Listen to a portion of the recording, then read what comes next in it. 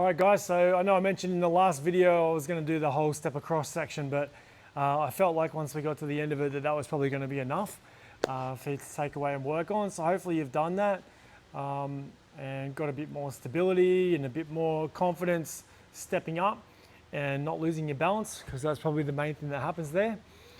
So anyway, the next video what we'll do is we'll do the other step across and then we'll move back into the double strike.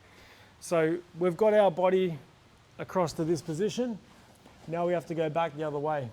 So the first thing I do is I look and kick and I pull in with my heel. So my toes are down in that position. I look, I kick, and I pull my heel back.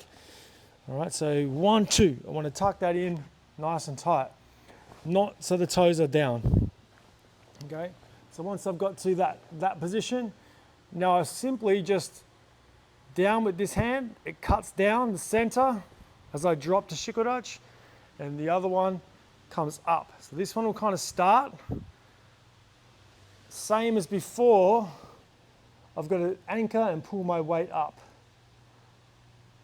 All right, so I got to here, 1, imagine I've kicked, I drop, I ink, and I set.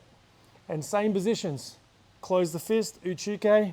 This one here, down on the side, I'm pressing down with that palm. I'm sinking on my post leg, pressing down with the palm, pulling up with the knee, and sinking this wrist and elbow down. So there's a lot happening as I look to the side. But all of that enables me to anchor myself in position. If I just sort of go kick, step, and change my hand position, there's a good chance you'll lose your balance. You've got to have that feeling of sinking and pressing so that you can lift this knee and not lose your balance. All right, so our next step from here is I kick to the front. I kick to the front. Again, the heel comes back.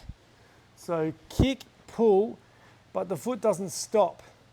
It continues on its way back to land in Zenkutsudachi. This is my left leg, by the way. So I kick, pull, land.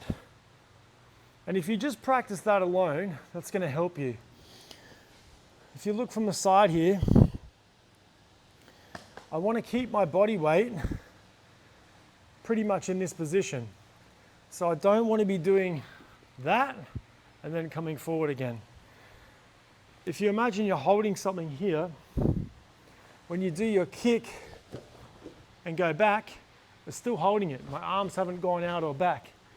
I've got hold of whatever it is right there. I kick and I drop, but my weight is still well and truly in that front leg.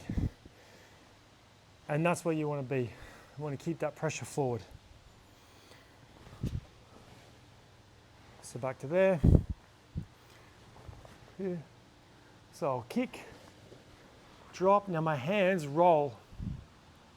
So they were there. This one rolls, that one lifts till they get to about the same height. And imagine I'm sort of pulling down somebody's arm here and catching. Now this wrist position looks funny, but if you grab someone's arm and pull your hand down, it won't be in that position. It will be in that position. So you're really pulling the elbows and the wrist down when you get to the end of that point. So here, sorry, from the side, that's side on for you guys. So from there, 1, 2, elbows back and down. And now if you think about a wave, like a wave coming from your heel, up through the body, through the spine, and then strike. And we're going to be sitting about collarbone height and just outside our shoulder width. And I'll change that direction in a second, but I'll show you from here again. So it's kick, pull, strike. From the front. Kick, pull, strike. Good.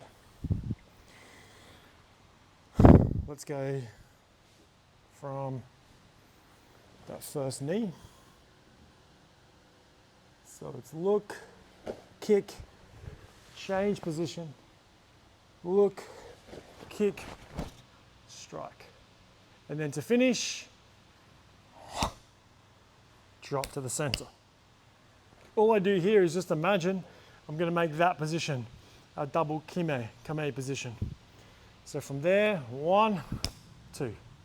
Fist over the knee, and we're striking into the palm heel, into there.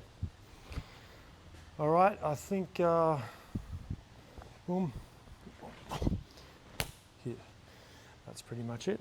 So let me just show a different angle, maybe from the back.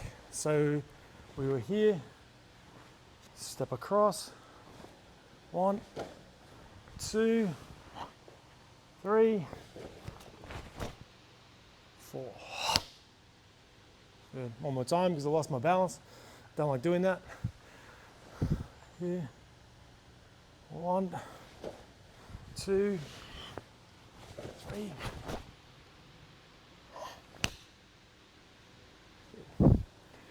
All right, that one was better. So that's the next section.